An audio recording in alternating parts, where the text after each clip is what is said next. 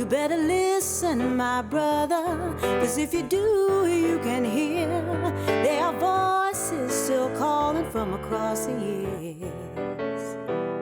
And they're crying across the ocean, they're crying across the land, and they will until we all come to understand.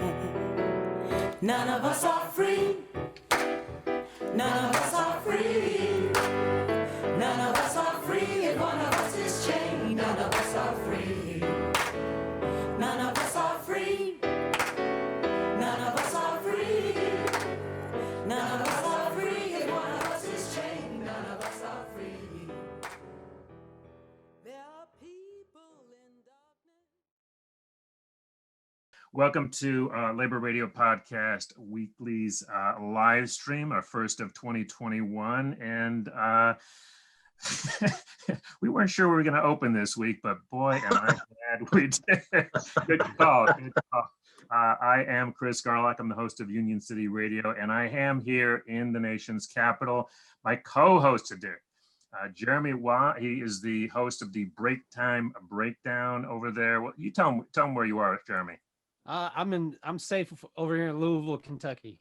Safe as you can be in Louisville anyway, right? Yeah. All right, we got a lot to cover and probably not enough hours in a day to cover all of it. So let me welcome our terrific guest to help us put everything in perspective and show us a way out. First of all, somebody I've been reading for quite a while now, and I'm real happy to have on the show, Kim Kelly.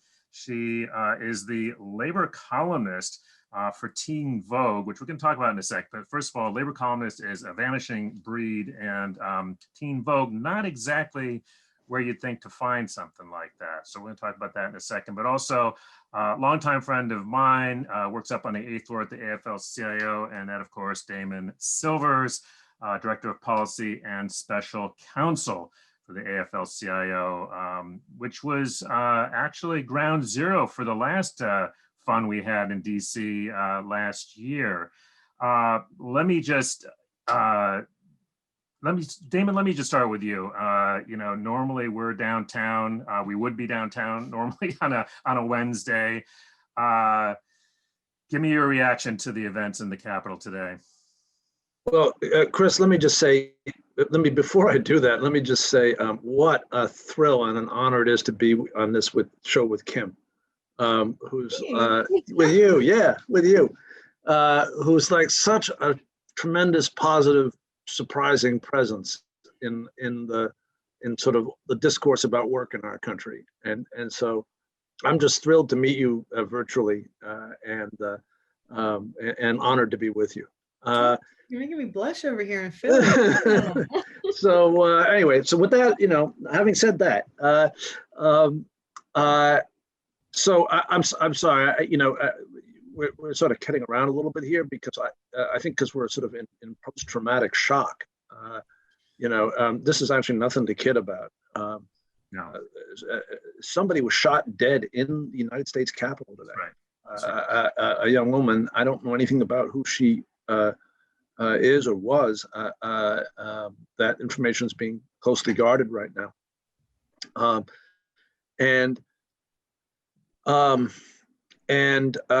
We've seen these scenes that are I'm familiar with these scenes. I've read about them. A group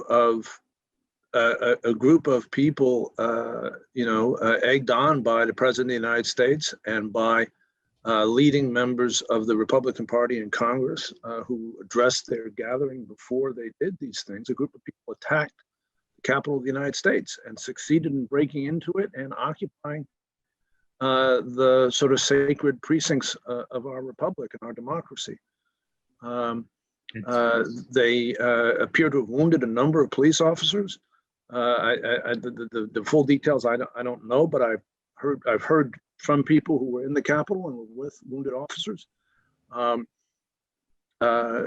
There's clearly an issue that is going to be looked into as to why the American government in Washington, D.C. Allowed this to happen.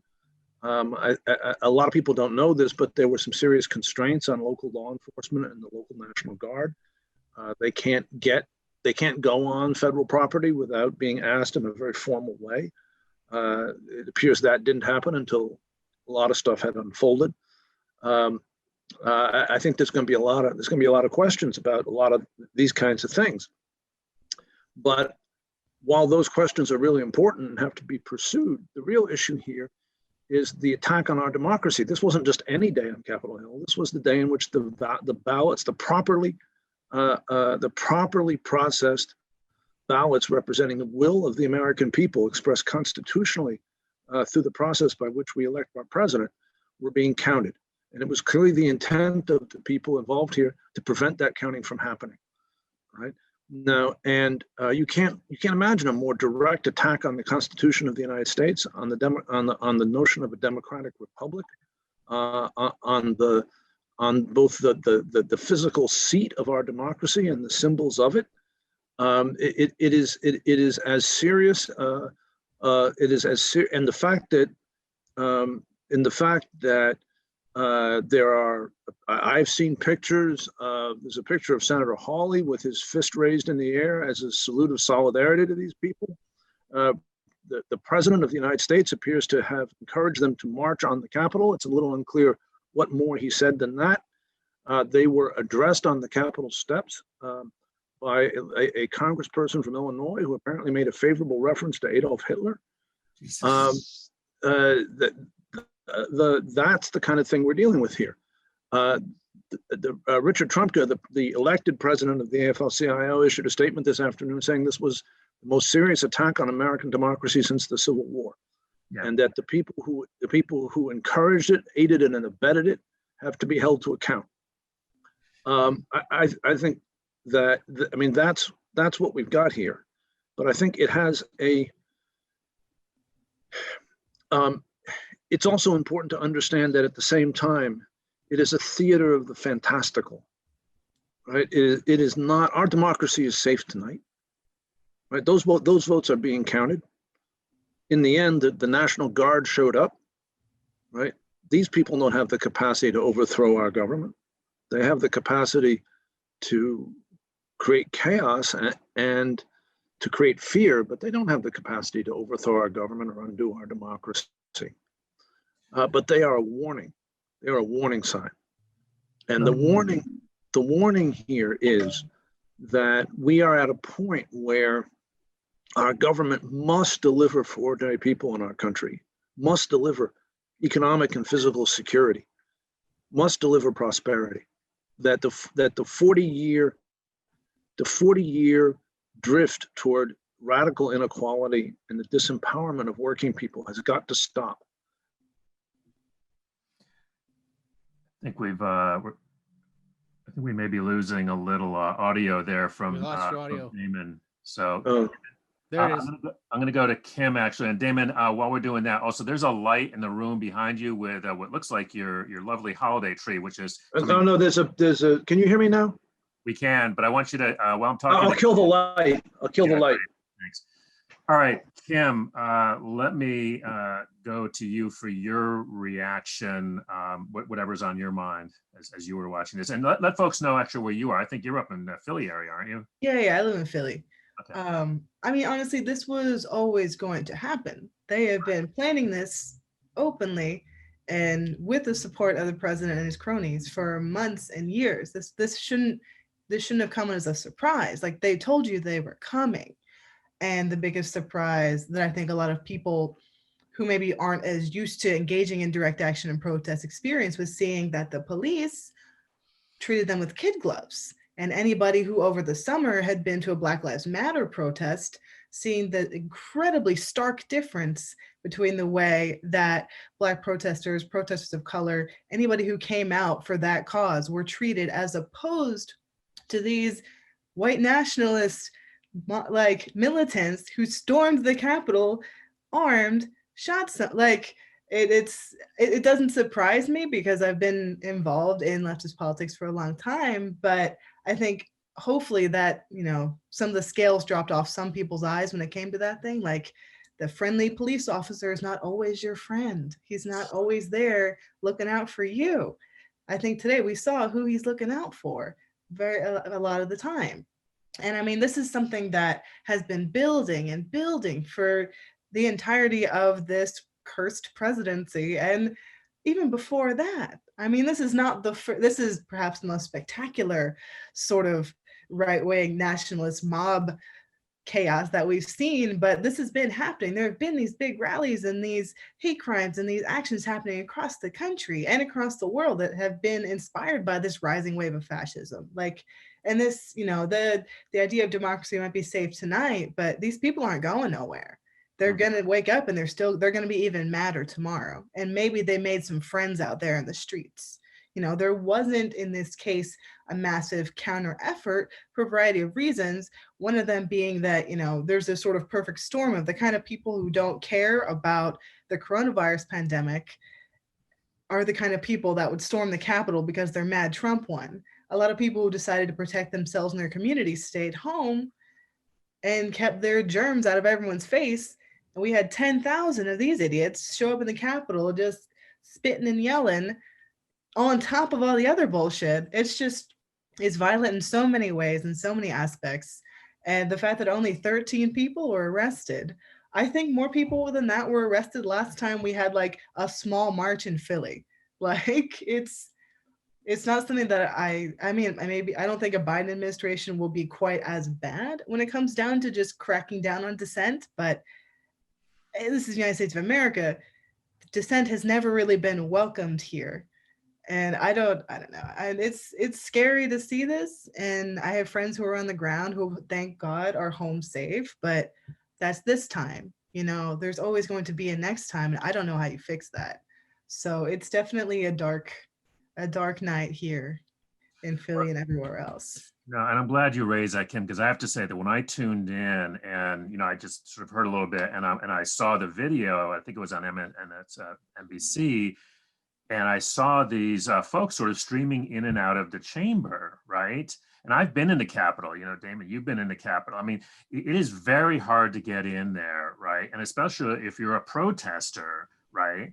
And I thought I must not be seeing what I think I'm seeing because, you know, and the few, you know, Capitol Police I saw were just standing there, you know, totally not engaged. Let me bring Jeremy in on this because Jeremy did a really interesting show a couple of months ago. He's with the sheet metal workers and has members who frankly are, you know, are Trump supporters and has had to have some pretty hard conversations.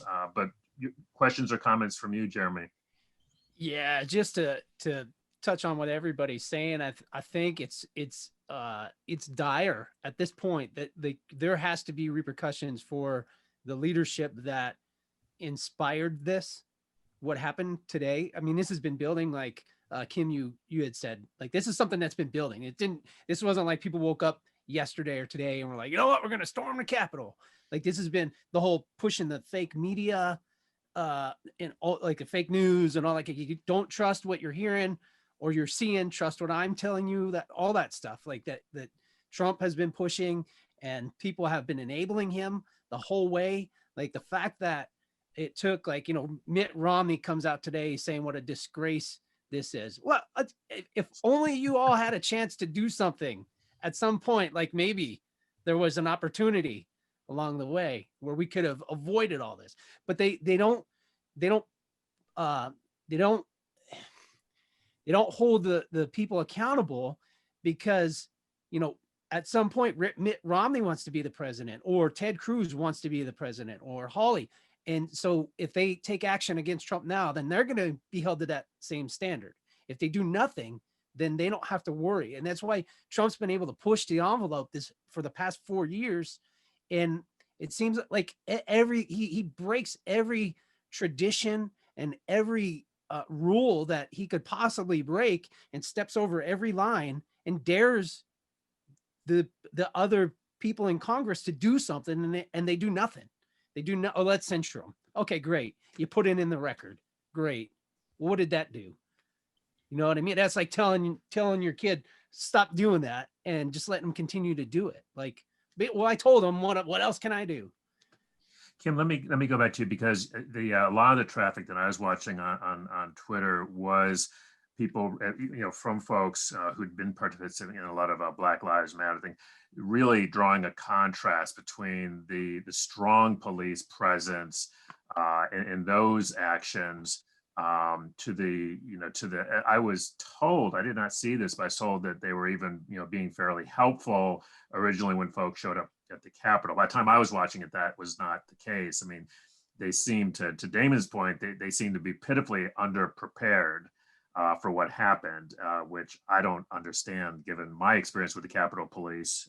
But anyway. Isn't the FBI right there? They can't pay attention to Twitter for 5 minutes and see all the Nazis being excited about their big day out in Washington. Man, they've been planning. Yeah, they've been planning this for weeks. Yeah.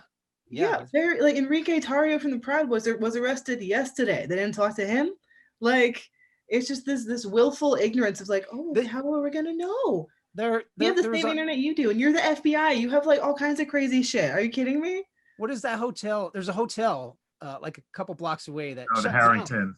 Yeah, they shut down this week because they knew that was a popular hangout. So they shut down for the good of the people because they didn't want to be like a gathering spot. Like, but this was much larger than anything. I was shocked. I mean, I really didn't think that many people were going to show up, and it was a very large crowd. What I'm saying is if a hotel knew to take this action, like our government, our top law enforcement agencies were like caught. There's nobody was caught off guard by this. Is what I'm getting at. Mm-hmm. I'll tell you, this is something that popped into my head when I was watching all this. Just think about the parallels. The last time I saw that many cops sitting around doing nothing while a bunch of right-wing maniacs rampaged through a town, I was in Charlottesville a couple years ago on August 12th, and I barely survived. And some people didn't. And you'd think after the massive national outcry, half of the presidential candidates had something to say about Charlottesville. They would have thought like, hey, maybe we should look at this, look at the people involved, look at the factors, and then maybe try to make it not happen again. No, instead we're just going to continue murdering Black people and trying to demonize anti-fascists and Black Lives Matter and just hoping all of these Trump people that we don't really understand but we want votes from will just go away. Well, 10,000 of them showed up today and they didn't go away, did they? They broke up into your office. Like, it's just, these people are supposed to be smart enough to rule over us, and yet they can't. It's absurd. It's absurd. They took more action to clear a path to a church for a photo op than they did today. I mean, right. Let's sort of pivot to looking at it through a labor perspective. A couple of things I wanted to bring up here in DC. The Safeway supermarkets in town were shut down at 4 o'clock. Interestingly, so folks were sent home. The good news is that they're still going to get paid. So, which is, that's sort of good news, bad news. The subway shut down at 8. And the hotels, I don't know how many, but I know that on the hotel worker Twitter feed, they were calling for evacuations. And I know at least some hotels were evacuated. And there was a 6 o'clock curfew that was put in place. So there were clearly a lot of effects on working folks. One of the sort of little things I noticed was when they cleared the chamber, some of the folks who worked there, the pages, I think it is, had the presence of mind to grab the boxes of certificates for the votes, which was very smart because guess who showed up a little while later in there and would have been very happy to burn those up. So I hope that we find out who it was that was smart enough in that panic to grab the actual votes, because there's this one picture I'm sure you've all seen of one of the coup folks, sitting in the speaker's chair. So I'd like to get both of you sort of go to more of a worker perspective, and then I also want to talk about the Biden administration. Damon, your thoughts? Well, can you hear me? Yep. Yeah. So I think that it's,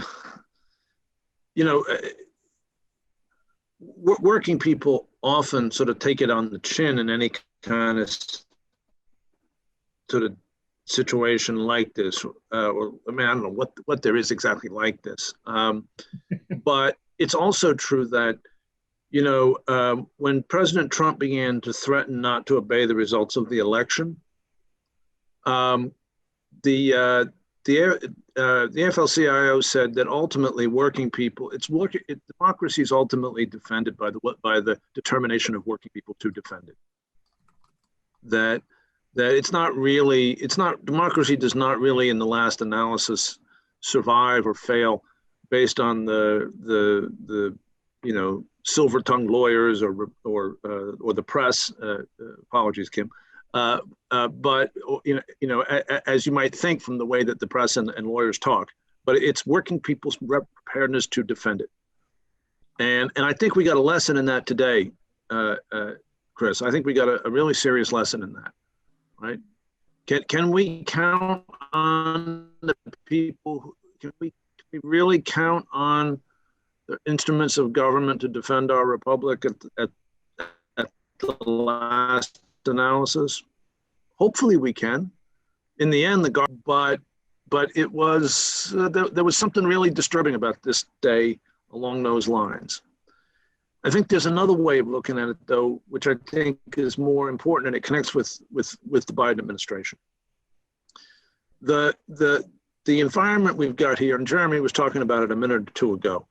The majority of union members voted for Joe Biden and Kamala Harris, but there's no question that working people are politically divided in this country. Significant numbers of working people voted for Donald Trump, right? That's just a fact. Too many did. And too many people believe today that Donald Trump is actually defending our democracy because they are wrapped up in a miasma, a fog of lies that are being put out not by working people, but by billionaires like Rupert Murdoch and the people who are behind every one of these new kind of media things that kind of pyramid on top of Fox News. And but there's a reality underneath that. The reality of that is that through administration after administration, Democratic administrations and Republican administrations, income inequality weakened, and the economic security of ordinary people has been deteriorating. Joe Biden is very clear that he wants to reverse that. And we just got a warning sign today, which is that if we don't, right, there are people with fascist solutions ready and waiting. And they mean business. Yep. Kim, your most recent column is what the labor movement wants from a Joe Biden administration. And one of my favorite quotes is, having a Democrat occupying the hot seat, that would be Mr. Biden, is much better for US workers than the alternative. But let's be clear, a wet dish rag would still be better than what we ended up with last time. Good stuff, Kim. I mean, I don't have that much faith in the whole electoral thing anyway. I couldn't tell. But I mean, as Damon was saying, when it comes to, even we're talking about today, right? The people that get screwed over the most are working people, working class people, poor people, who they're not on Twitter all day. They don't know, they didn't see that there's a curfew going out. They're trying to go home. They're trying to get back from work. They're trying to live their lives, which is hard enough as it is, because they're probably not making enough. They probably don't have good health care. They probably have other people to take care of. And now they have to deal with this wave of armed fascist maniacs fucking up their commute. Like all of this like brutalist political theater, it hurts working people and poor people the most, even the ones that aren't even trying to be involved. And that's something that happens so often when it comes to what our government and like the grand political theater gets up to. The people who need the most help are inconvenienced and harmed the most, while other people are giving speeches and waving flags and pretending they have all the answers. Clearly, they don't know shit, because look at where we're at, you know? I mean, when it comes to the idea of labor defending democracy, one of the things that I thought was really incredible that happened over the past few months was the Vermont AFL-CIO passed a resolution in a strike authorization vote pledging to enact a general strike if it came down to it, if they felt like that was needed to defend democracy in their state and elsewhere. And honestly, I kind of want to text the president and be like, yo, so how do you feel about all this, my dude? But even just something like that, which may be dismissed by some as, oh, it's a gesture. That's necessary. Like silver-tongued lawyers and, Pollyanna journalists like me, like, we're not as important in the grand scheme as the people who are willing to lay everything on the line and fight for what is right and what they need and fight for the person standing next to them. And I mean, the incoming administration, obviously, is a lot better than the last one. The bar is very low. It is not that hard to be better than Donald Trump, but we have the person coming in who built a lot of his reputation and a lot of his appeal on the idea that he actually cares about working people and he wants to be the most pro-union president ever. And like, cool, like, try by all means. I mean, I don't have that much faith in anybody at that level of anything, but at least the dude speaks the language. When I interviewed Sarah Nelson, the president of the AFL-CIO the other day, and she was saying to me, like, at least there's a baseline understanding. We don't have to explain to him why this stuff matters, and that saves us a lot of time. And I think that's a valuable perspective on it, right? And in the column that I was going through, just all these things that he should do. And now that I think as of a couple hours ago, the Democrats basically control the Senate, like they can do stuff now.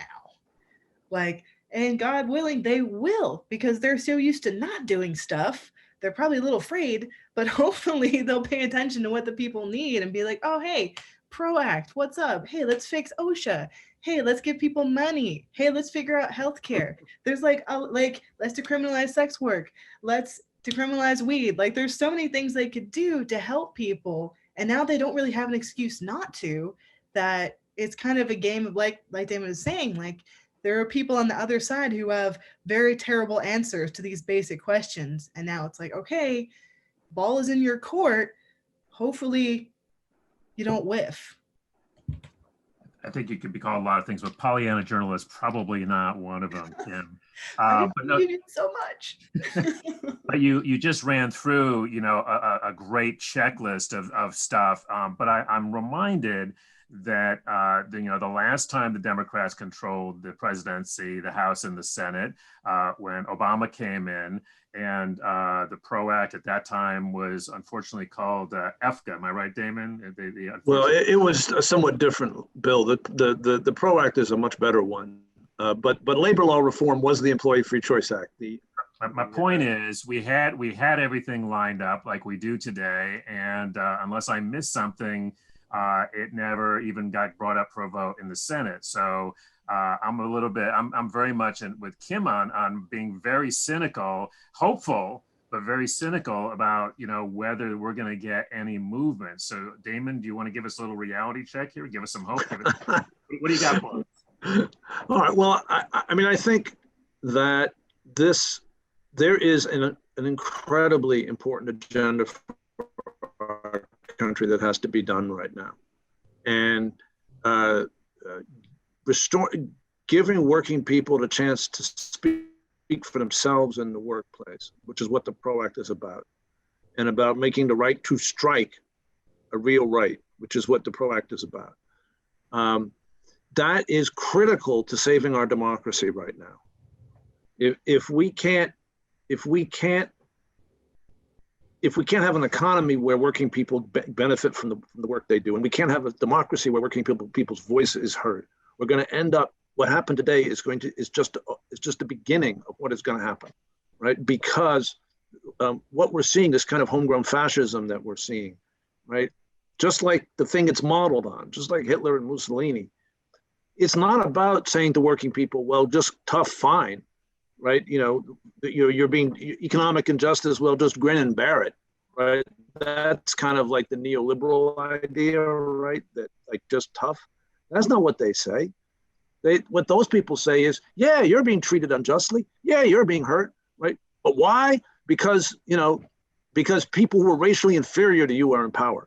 Because there's a conspiracy of Jews to hurt you or whatever.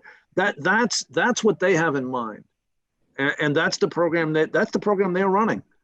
And if the underlying economic injustices are there at the level that they are today, right? That is and the genius of America in the 20th century was that at the time when we could have been swallowed by that in the 1930s, we put forward a different kind of politics, a genuinely democratic politics, and a politics of democracy in the workplace. And that's what we need to do now. But it can't just be that, because our economy desperately needs more jobs and more good jobs. And we have to take on the crises that Joe Biden and Kamala Harris are talking about. We have to take on the crisis of racial injustice. We have to take on the crisis of climate change. We have to take on the crisis of COVID, which is, you wouldn't know it for what happened today in America, but it's not going away, right? And in fact, it's getting worse very rapidly. We need massive investment in our country, and then we need reform so that like you can actually vote and have your vote count and count on having your vote count. This agenda, I believe that Joe Biden and Kamala Harris are deeply committed to this agenda. And I saw Joe Biden on national television tell big company CEOs, look, I'm a union guy. Union's going to be more powerful now. I have not heard anyone else do that from that position in my lifetime. So I think we have a shot. But the idea that we can just leave it to the lobbyists or something like that, right? To get anything done in this situation, anything, we are going to have to fight for it as a labor movement, as a mobilized democracy. We're going to have to. And the stakes have been made apparent today. Right? And I think, anyway. No, I think, Kim, that's exactly how you end up your column. That's exactly your point, is that we're going to have to fight for it. I want to just, Jeremy just give me a message here. We were talking just before we went on the air. Kim was wondering what the hell Trump has to do to get kicked off of Twitter. Apparently, they've locked his account for 12 hours, and they're considering permanent suspension.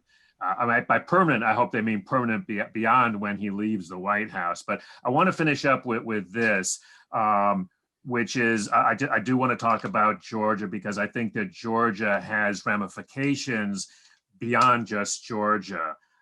So let me kick it back to you, Kim, for your sort of thoughts about the implication of Georgia and what role labor played in that. Right. Well, building on what Damon was just saying, we've had this whole thing happen today that kind of stole everybody's attention. But yesterday, I think the blueprint for the kind of unions we need going forward, I think Unite Here really exemplified that fighting spirit, that spirit of militancy and of empathy and of a real commitment to racial justice. These people that were, I think it was initially 98% of their membership were laid off, unemployed throughout this crisis. I think it's down to 75%. Still 75%. Right. A majority of them are Black and brown, women, immigrant workers, some of the most marginalized workers that we have. And over thousands of them have spent so much time getting out the vote and door knocking, canvassing, having deep conversations with people. They've committed so much to flipping the Senate, to this Georgia race, to the past presidential election. Even if you're not the most thrilled about the whole electoral thing like me, I am so impressed. And I'm wondering, why isn't every union doing that? Obviously, not every union has the same politics. Now, labor is not a monolith. There's differing opinions within every union. Even my union, I'm in a fancy Hollywood union. But, the potential is there. And organizing around these bread and butter issues and around issues that sometimes get left out of the bread and butter conversation. Racial justice is just as important as getting a raise or protecting your pension. Taking care of your coworkers who are trans or genderqueer, looking after taking care of your disabled coworkers. It's all the same thing. It should all be essential. And I think going into this next chaotic, hopefully maybe a little bit better period, looking at that example of Unite Here and the culinary union out. Well, I guess they're a subsidiary, whatever. Unite Here is killing it, but that's a blueprint that a lot of us in the movement can follow. Like what Sarah Nelson's union, the AFL-CIO, they achieved with so many acronyms. It's like the payroll supplemental program, where they basically went to Congress, were like, yo, here is the bill this worker first agenda. We're like, you're going to give us a bunch of money and we're going to spend it how we want, taking care of our people, and you're going to sign that. And then they did.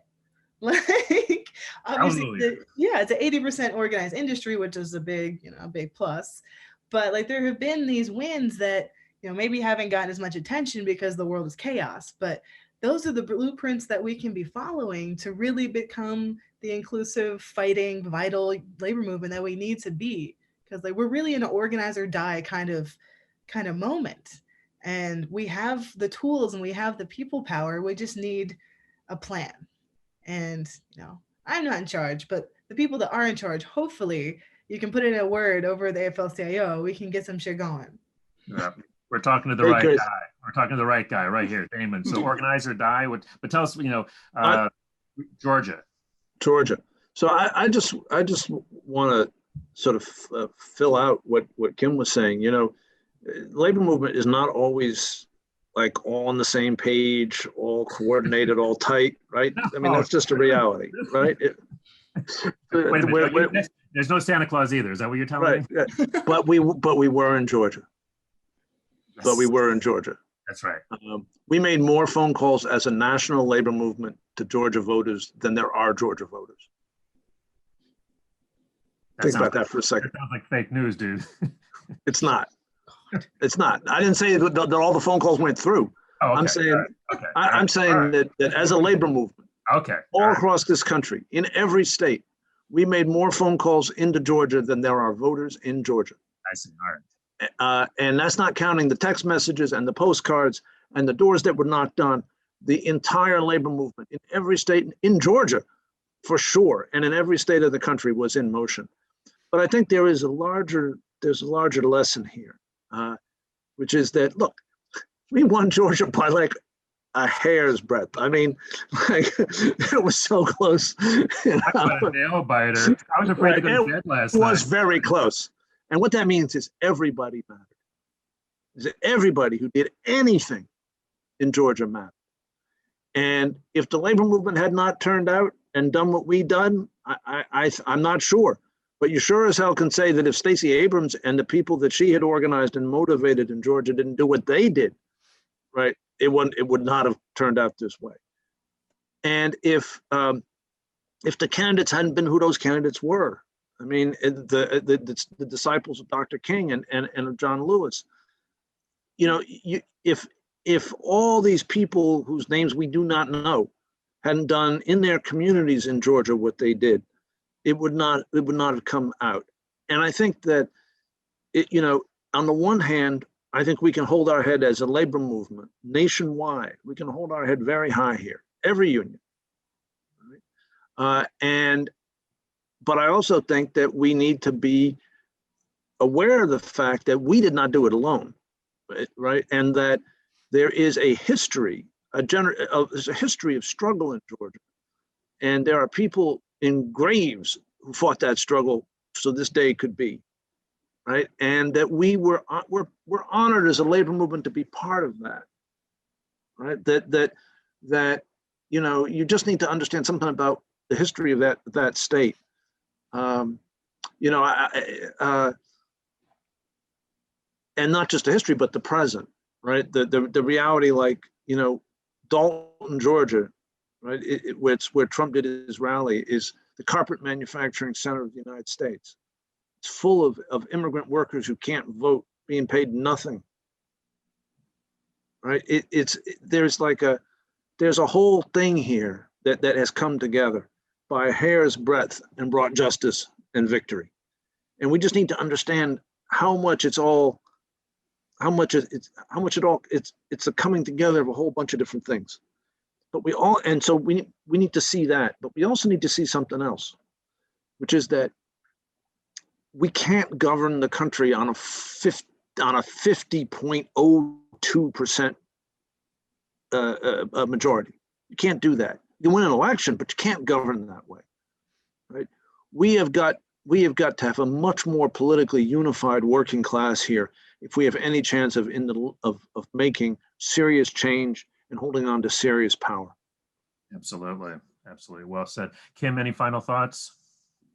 This is why we need better labor education in schools, for one. I am. I'm only one person. Damn. Testify, sister. But I mean, seriously, I mean, you have a great platform with Team Vogue. And again, I think it's such a brilliant place to be. I'm sure that there are plenty of other places that are trying to grab you up. But I mean, no, but I think that's a place where a lot of folks are, who need to hear, and the other thing about you don't talk down to that audience. I mean, that your columns are, but anyway, final thoughts.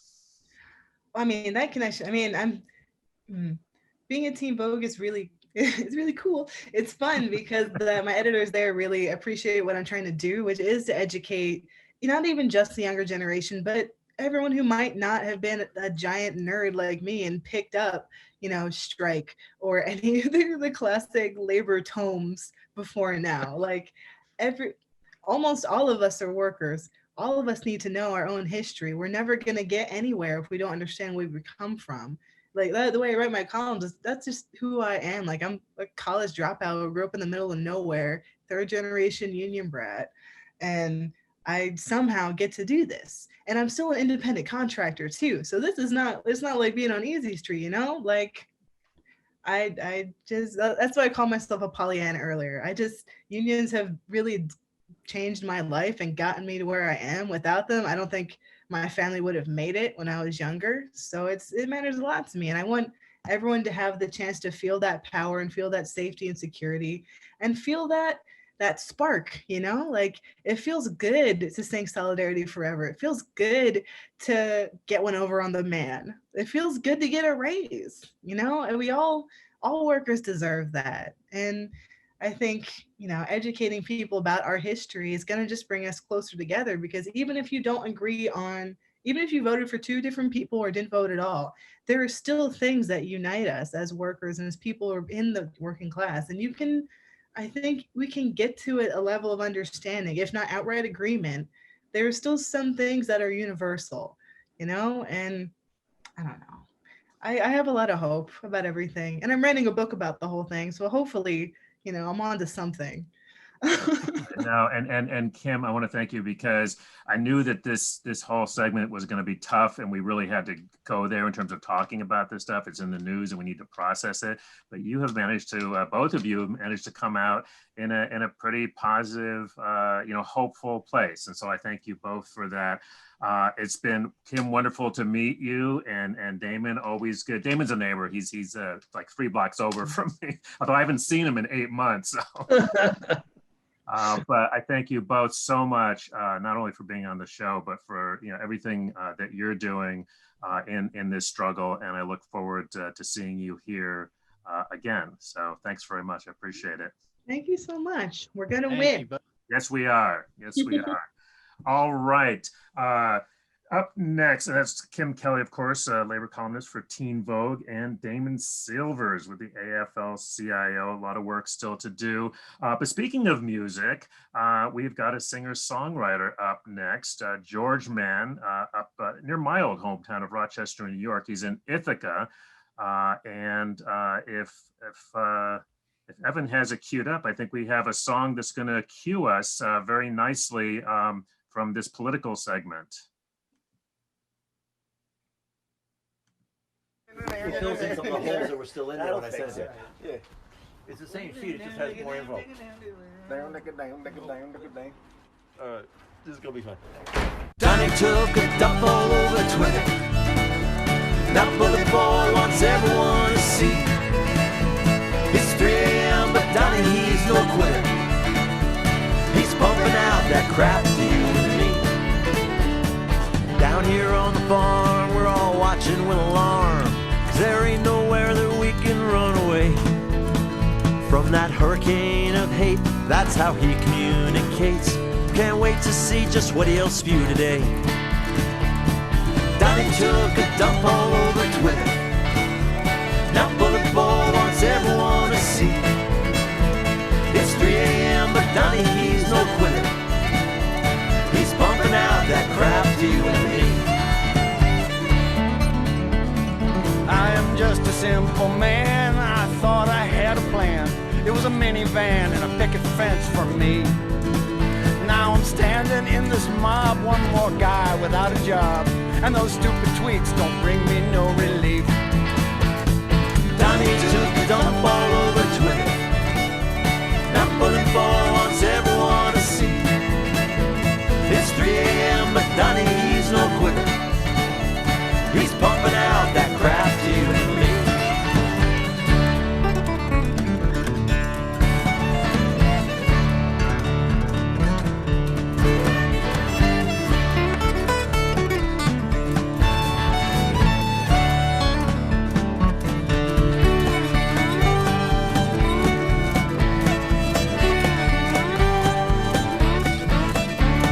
Swing your partner round and round, those rebel statues tumbling down. Just ignore the orange clown till he goes away. When he posts another screed, just turn off your Twitter feed. Willpower's all you need. Come on now, let's play.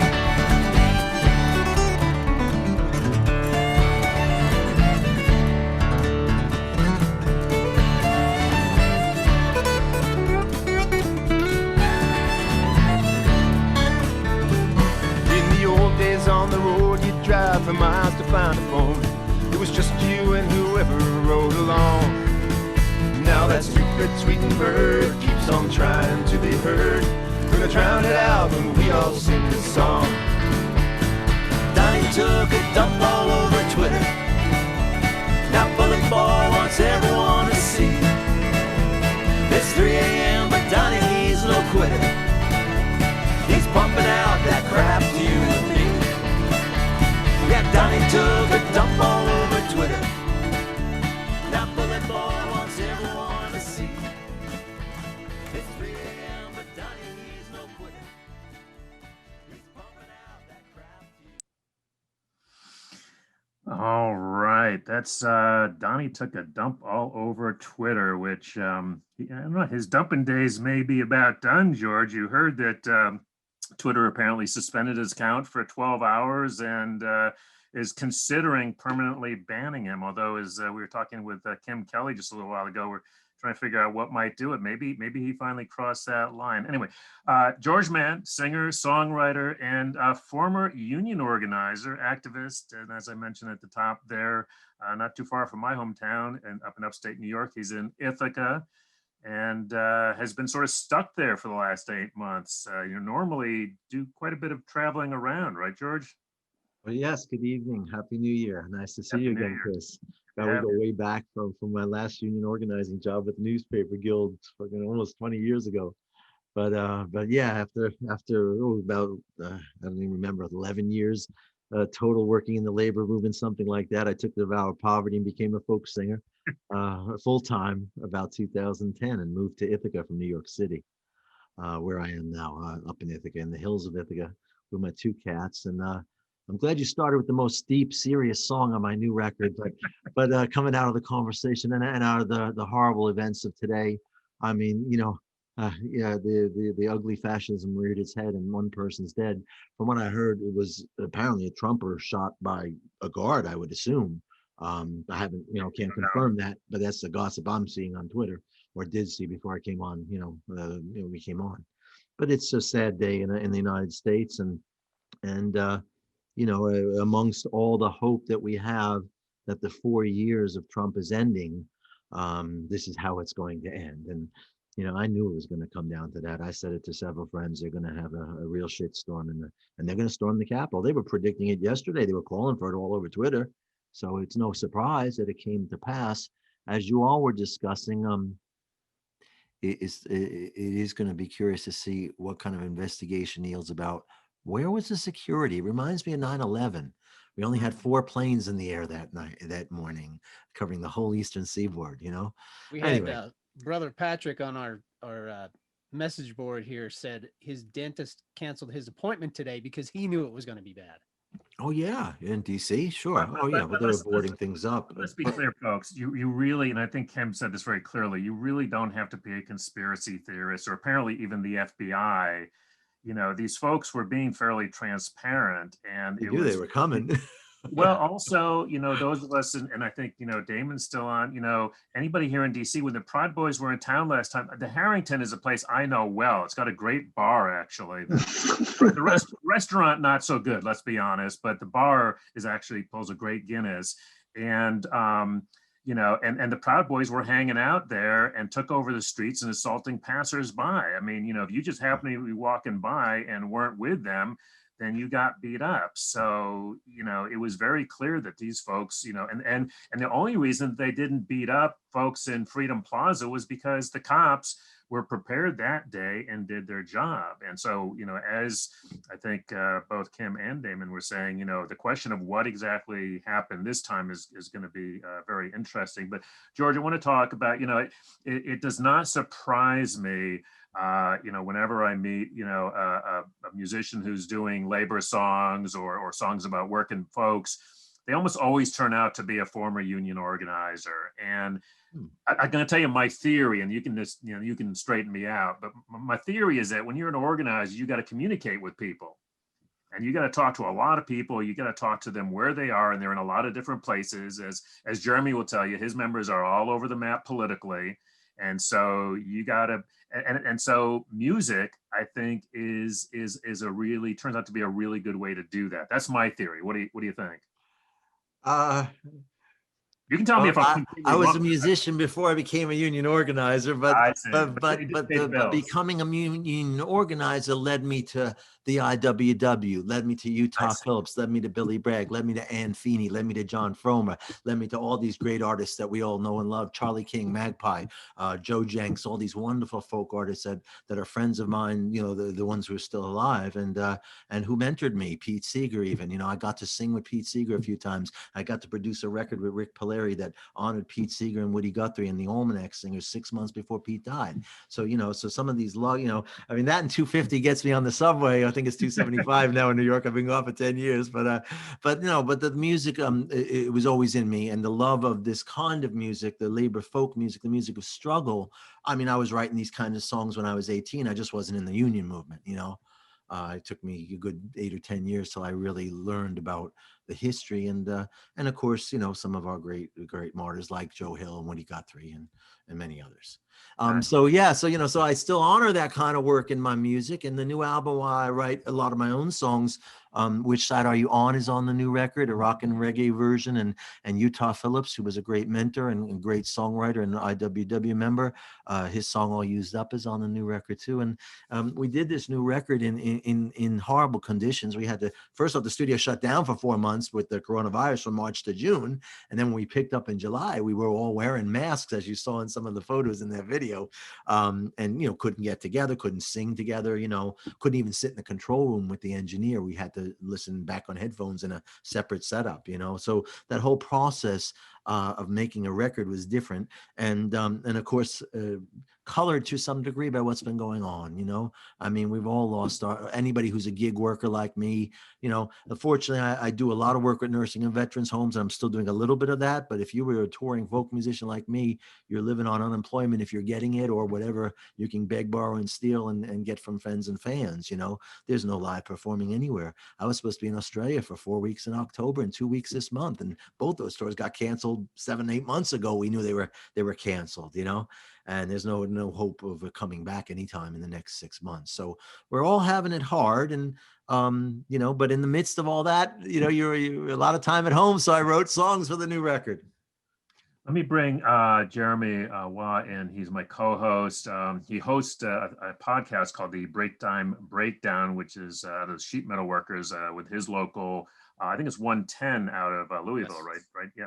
But the other thing you need to know about Jeremy, he's a musician himself. So that's one of the reasons I wanted him to co-host today, because I knew he'd bring that perspective. So go ahead, Jeremy. Well, so my first question, George, is how did you get that phenomenal bass sound out of a Rubbermaid trash can?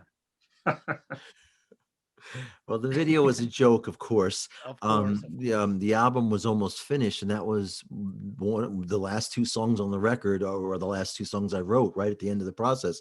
That was written in August, and we were doing a couple of other songs with the band. You know, the musicians I've been playing with, great musicians out of Ithaca, Doug Robinson on bass, playing that bass, beautiful Fender Precision, by the way, and Michael Wellen, the drummer, and Rich DiPaolo on guitar.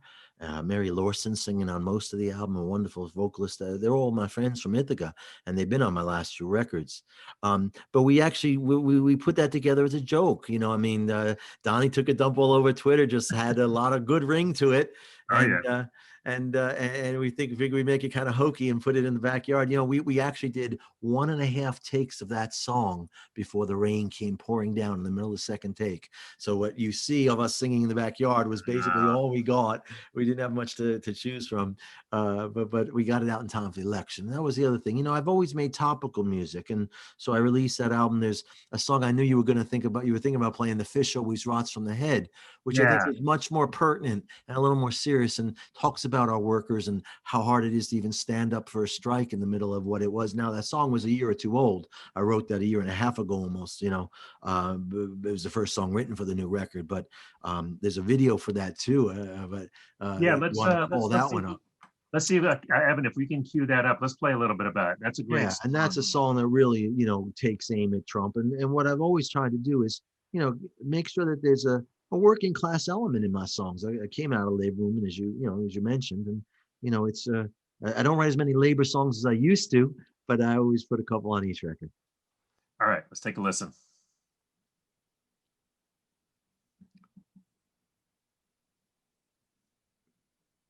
Oop, jumped ahead. That's a different song, a good song. That's John's song. There we go. There we go.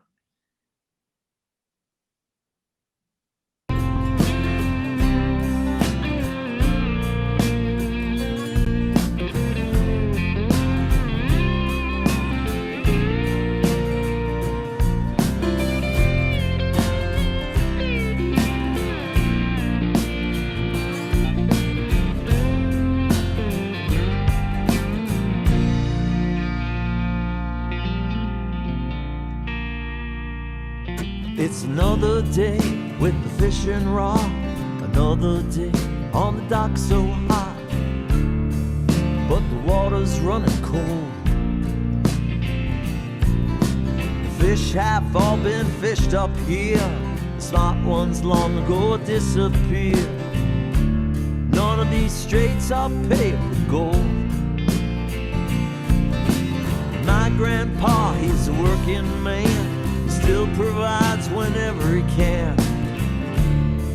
but today he just explodes. It's the same old story we've all been told. The rich get richer and we just get old.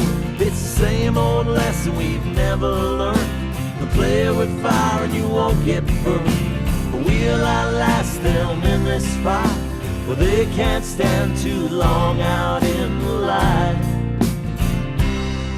'Cause the fish always rots from the head. Yeah, the fish always rots from the head. When the head smells bad as that one does, you can tell that fish is dead. Yeah, the fish always rots from the head.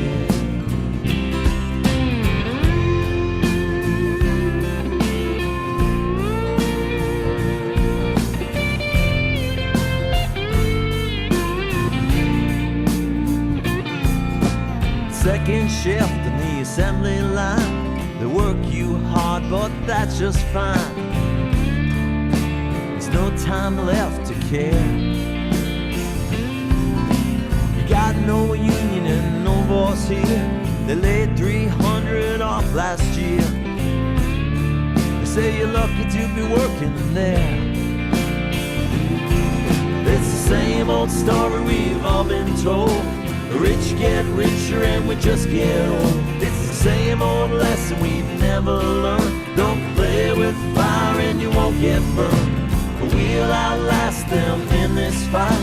Well, they can't stand too long out in the light. fish always rots from the head. Yeah, the fish always rots from the head.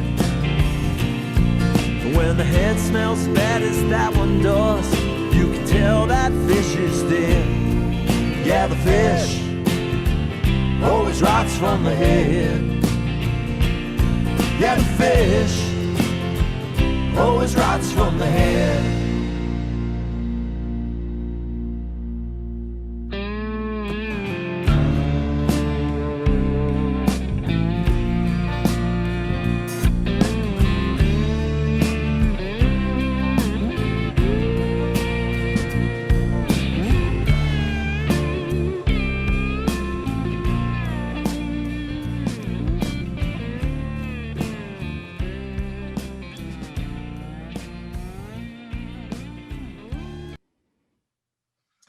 The fish always rots from the head. I'm not a fisherman, but even I knew that was true. Chris Garlock here with Jeremy Waugh. This is the Labor Radio Podcast Network's weekly live stream. It's our first show of the year. And I tell you what, Jeremy, we are really kicking it out. 2021 is going to be a great year. And I know you got another question for George. Yeah, I do.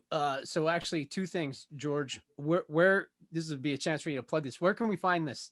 Are you available on like iTunes? He's a musician. He knows. Plug the product. Plug the product. Yeah.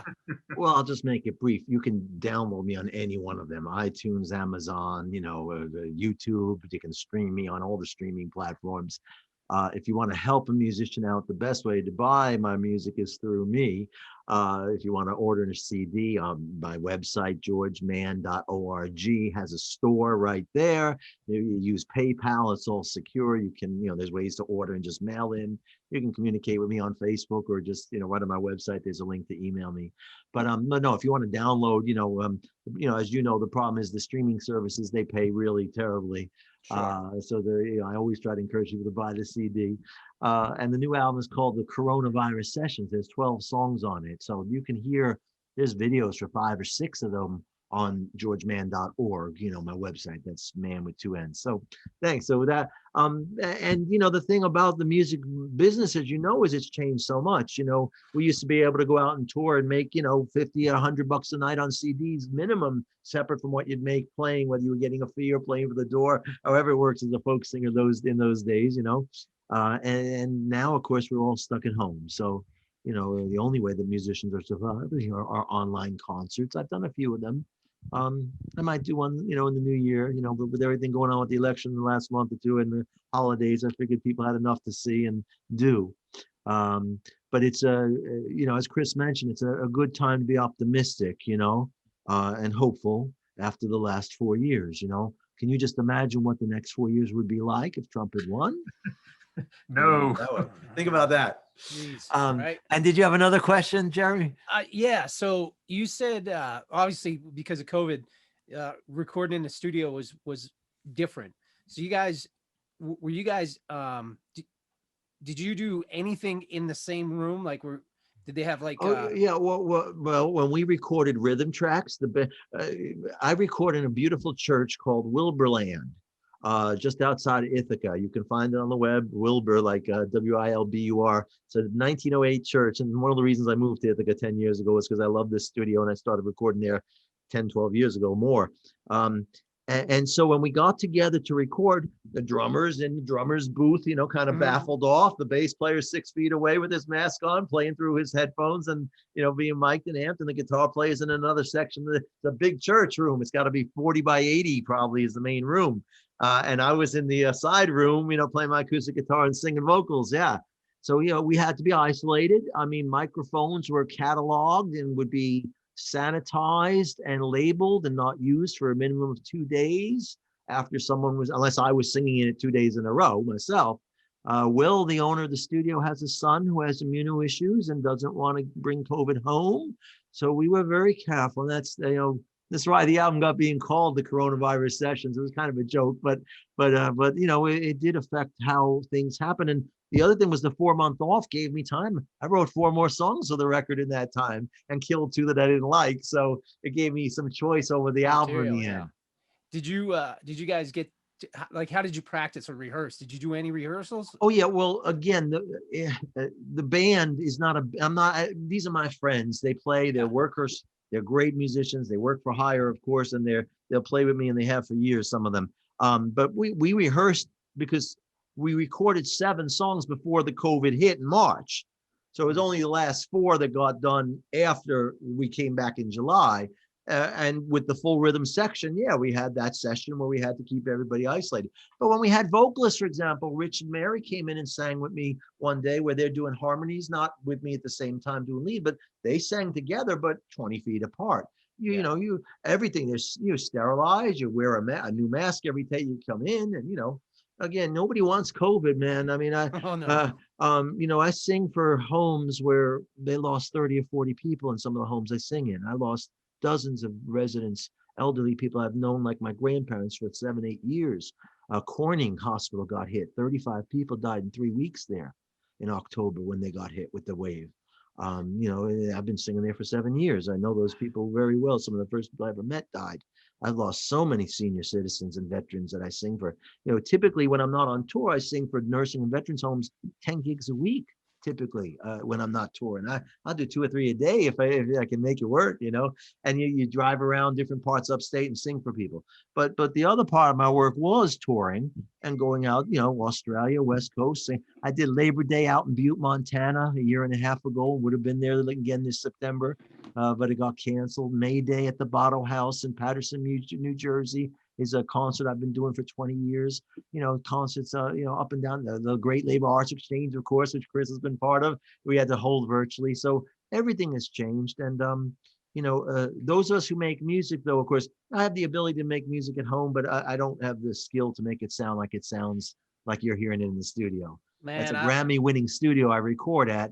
And it's a beautiful studio Will Russell built. It's called Wilburland.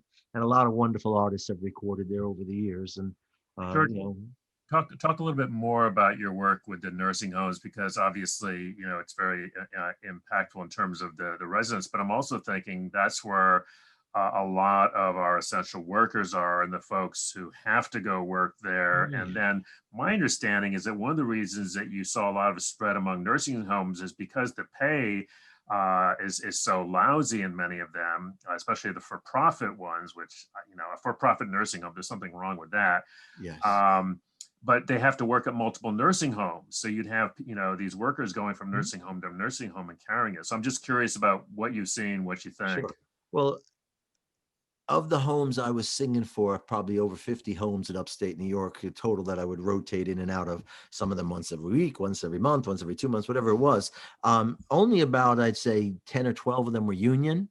For maybe a couple more than that. Of course, the public facilities, the VA facilities, and the state veterans homes of public, unions representing the workers there, or NISNA, things like that are in there. CSEA was in there.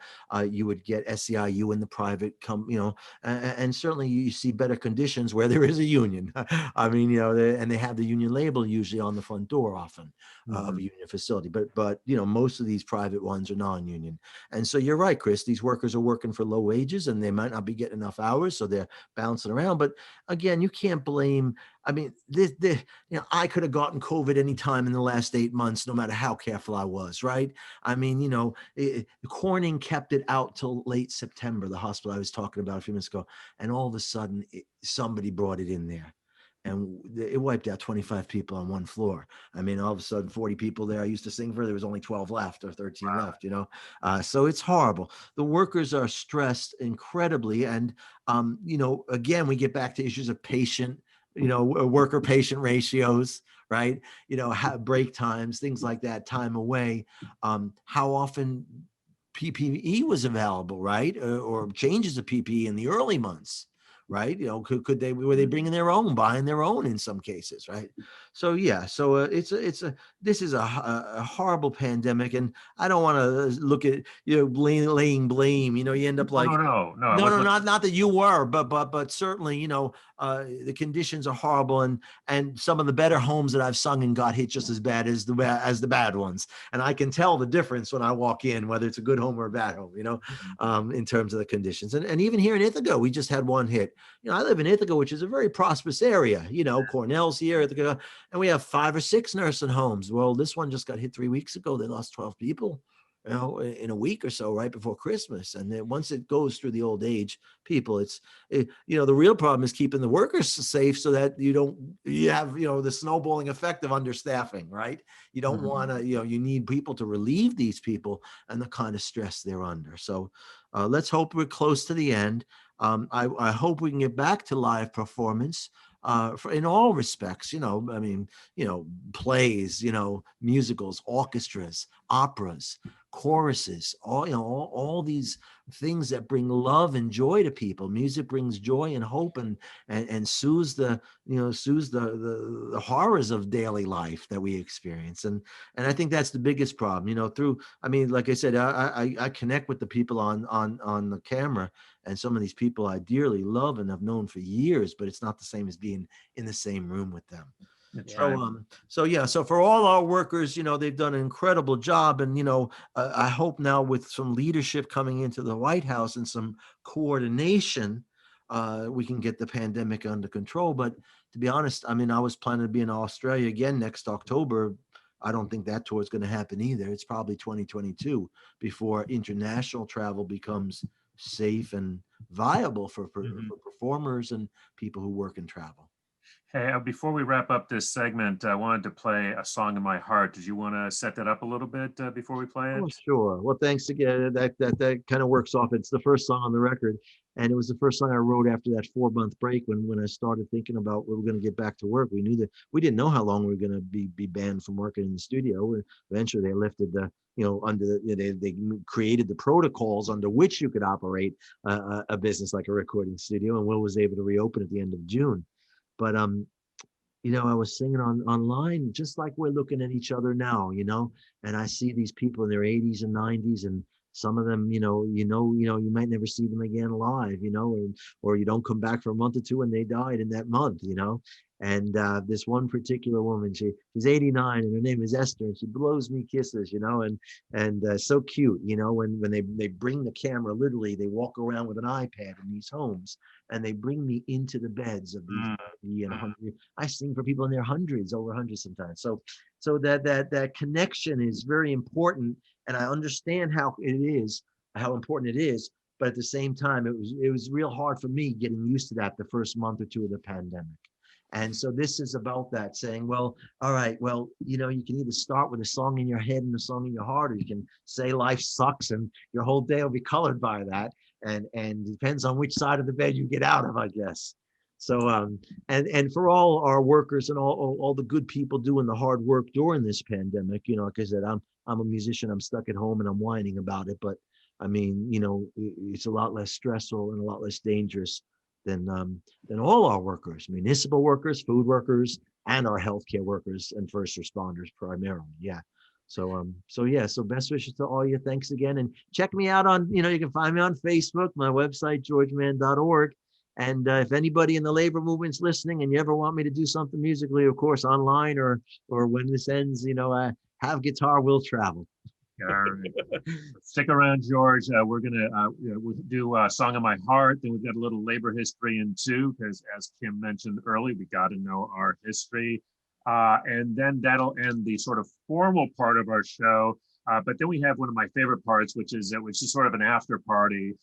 We always invite all of our guests, and we invite other hosts from other shows in the network to join us. And we just sit around for about 15, 20 minutes. And sometimes we pick up things that we were talking about in the show. Sometimes other things come in. So more to come. But here is George Mann and A Song in My Heart. Let's go ahead.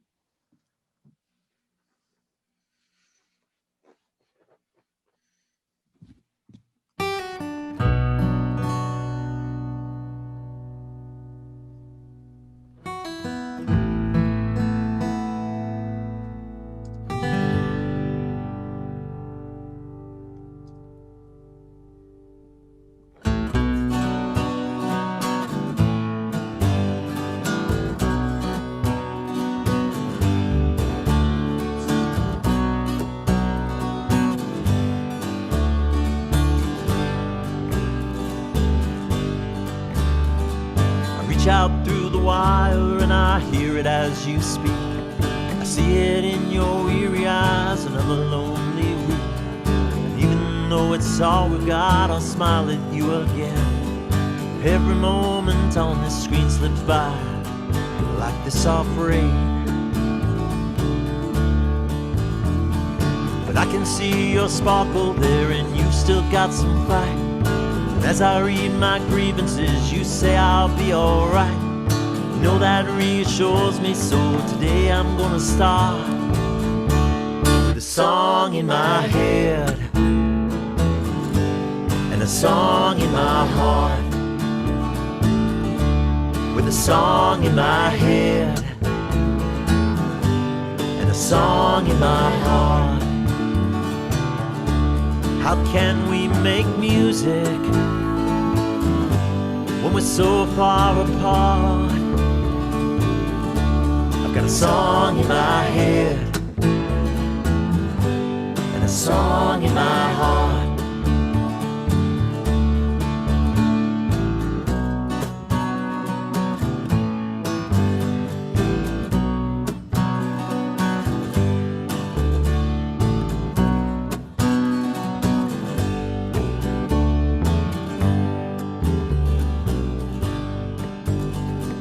Why am I complaining now? I'm fed and clean and warm, but I can't stop this hunger for the warmth within your arms. I don't know when I'll be back, might not be this year. So sing along with me today and brush away those tears.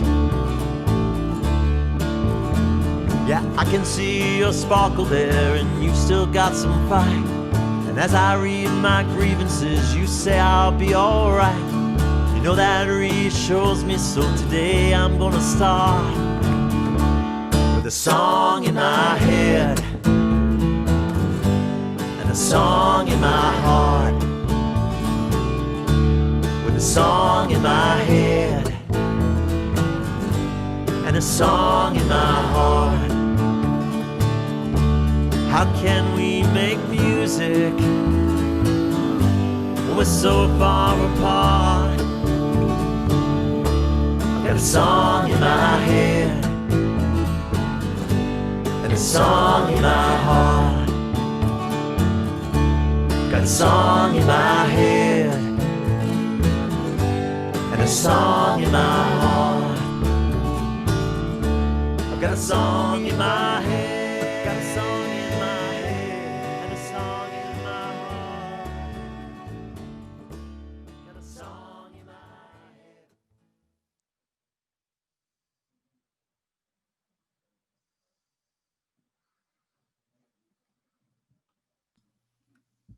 I'm Rick Smith, and this is Labor History in 2. On this day in labor history, the year was 1944.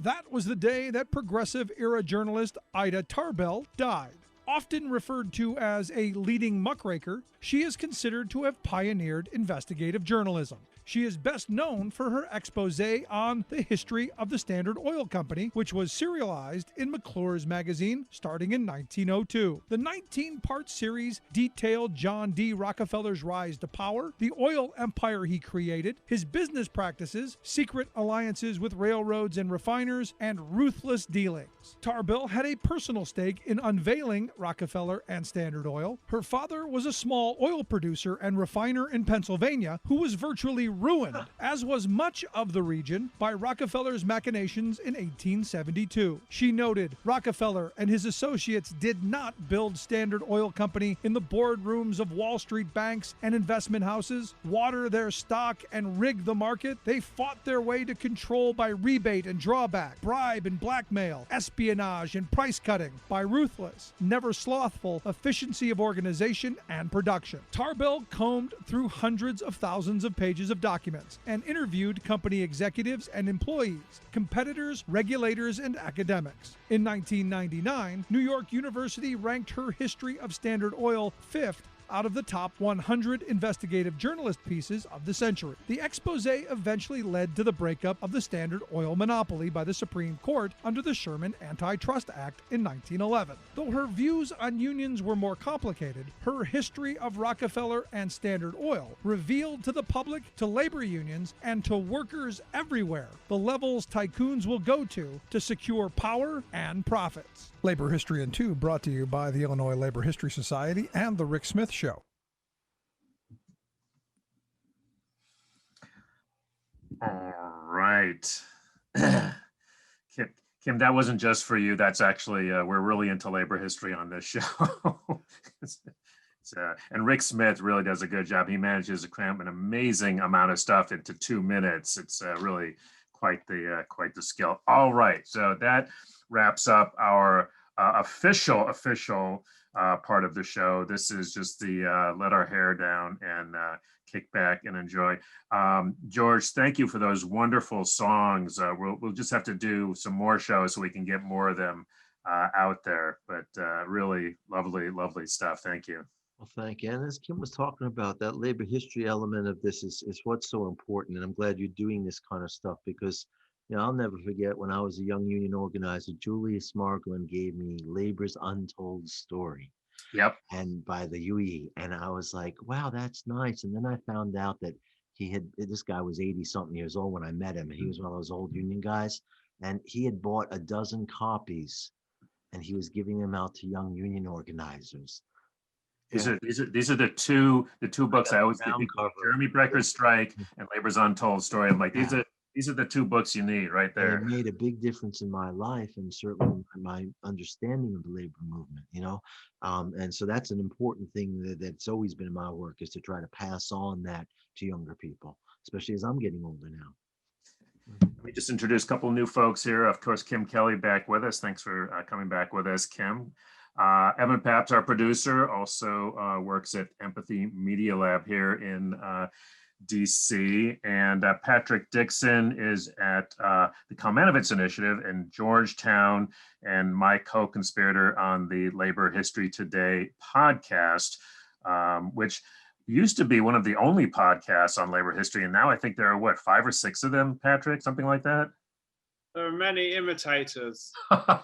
No, it's all good. We can't have too many labor history podcasts. I say let 1,000 labor history podcasts bloom. So it's all good. All right, folks, it's free. I'm going to give Patrick and Evan and Kim first dibs in this section. Since Evan, what do you got? You've been sitting very, very quietly. You were supposed to be downtown today with. Yeah, I mean, I also wanted to watch Mike Pence cry as he read off the Electoral College and see him ruin his future in the Republican Party. But I'm very angry about what happened today. And I think it's SOS for this country and this so-called democracy if we want to keep it. And I don't think the Republican Party should exist anymore. I think people who are serious about wanting to legislate for the people in this country join the Democratic Party, and then we can split the Democratic Party between a progressive labor wing and the conservative neocon wing. But you can't really have a government that will survive when half the people believe in fascism and their whole mantra is government doesn't work, elect me and I'll prove it. So I'm very upset, and I think we need to be honest about this situation. All these media folks right now that are poo-pooing it, excusing it, trying to make it less than what we just saw today, they're losing any ability to call it as it is. So, well, two things. One is actually Harold Meyerson, American Prospector, is going to be on my radio show tomorrow. He just put out a column this afternoon.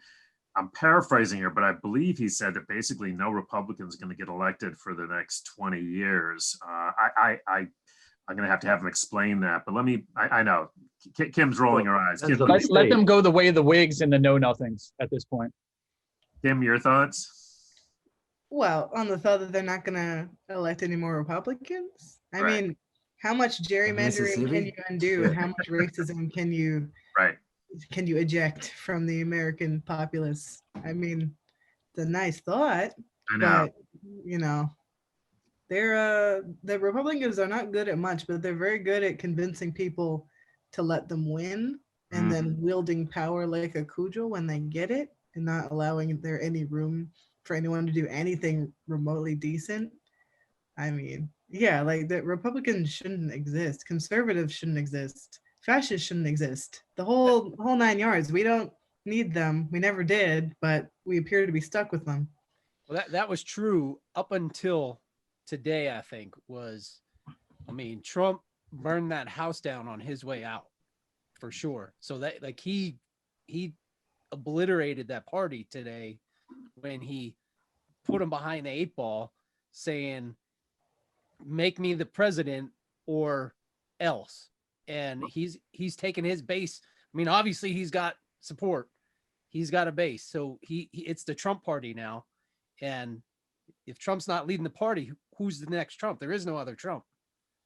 Well, he's got a bunch of kids who think they can be the next one. No. There's a bunch of like racist white men who are already in the legislature who are like, I could do that. I could be like rooted. But they can't though. I mean, they can't. They don't. I mean, the Republicans want to run Tucker Carlson. That's what they want. That's gonna be the next. You know, people 4 would vote years. for Tucker. I mean, 4 years from now, it's so hard to predict, whether Trump would even be around himself to run. But as Evan pointed out, it's a loud minority, but don't forget it is a minority. I mean, 47% he got, not 50%, and it's not all of them. Remember, about a third of them say they accept the election results. So we're talking maybe 30% of the country, supports this kind of fascist stuff that's been going on the last few days, especially today. What's going to shake out after today, who knows? I mean, I don't think they're going to impeach him or anything like that, but there's going to be some real condemnation coming down on him, and it may hurt his chances. I'll stand by what I said earlier. There's got to be consequences. There has to be. Well, I hope they impeach him, but whether it won't happen in the Senate. Once and it didn't do anything. I was going to say, yeah, I just go away. I keep saying when he leaves when he goes out to get his burgers or whatever, they should just put some freaking locks on the White House. Can't do that till the 20th, Patrick, let me get you in on this, Brother Dixon. One of the things I was thinking about today. I mean, once upon a time, quite a long time ago, I was a Hill intern. And this is a particular category of not particularly sympathetic employee that we have in DC, but there are about 20 to 25,000 Hill staff and interns. And in the Capitol complex, I always felt very safe. And you'd see people like John McCain and Hillary Clinton and John Kerry walking around the corridors, often unaccompanied. They didn't have security details. And you felt safe because you knew the rigorous process by which you had to go through to enter the building. So when I saw those folks on the steps of the Capitol earlier, I knew that was not a lot more than 50 feet away from the Senate chamber. So Jeremy's or else could have been an even more sort of sinister or else, I felt earlier, in a country that does have a history of political assassinations. And when it seemed like Trump was turning on Pence, it reminded me of when Tony Soprano turns on Big Pussy and buries him at sea. So I don't know you'd call that character by that name if it was made today, but. I mean, I just want to interject. We are on a thread, and the idea of a president calling martial law it's within his ability. If there's an insurrection, it's literally, you can just say pretty much martial law. And everyone says this is an insurrection, and even though it's in support of him. So, I mean, all we need is a couple of bombing. I mean, like this, I think would be the pretense. And I wouldn't be surprised if we wake up tomorrow and Trump essentially says, I'm declaring martial law.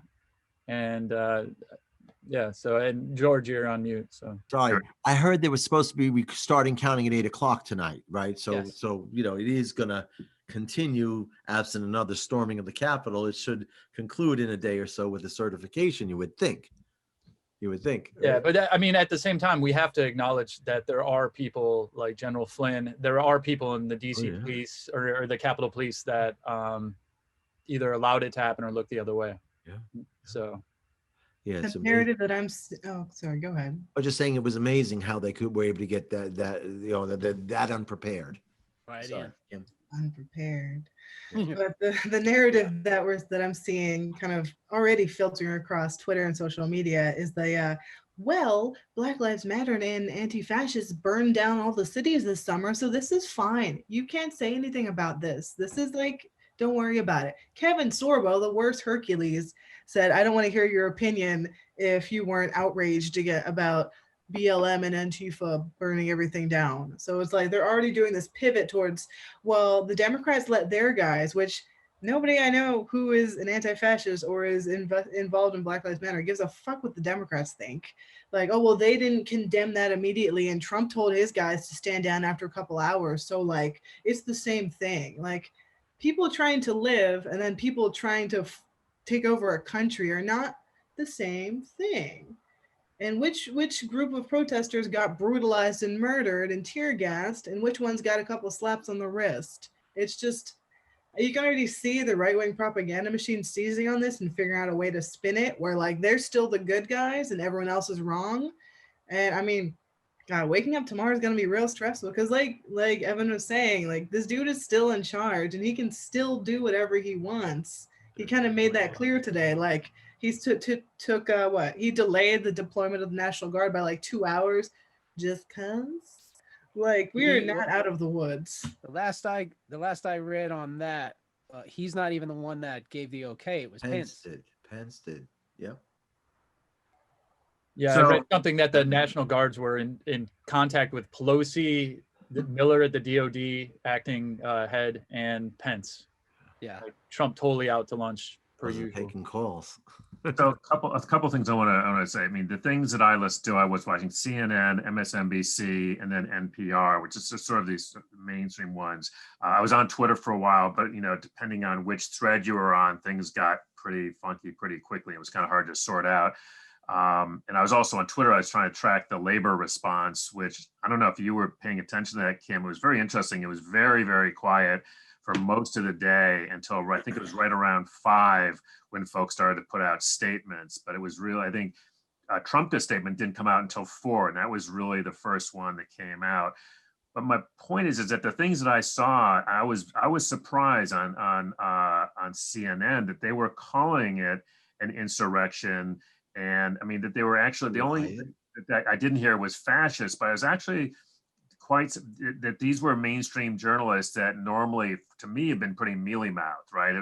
Have been and have done that sort of false equivalency, between right wing and left wing, and this really seemed to be a bridge too far for those folks. And then the other thing that I saw was you started to see some of the Republicans, and I agree that all of these Republicans are like a big club of arsonists who are standing around a burning building and being like, shocked that the building is burning.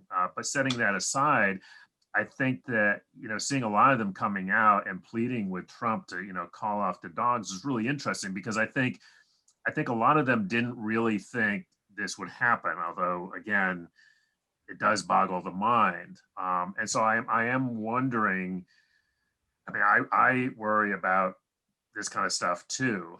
My only consolation is that Trump usually seems too freaking incompetent, to pull this stuff off. So am I grasping at straws here?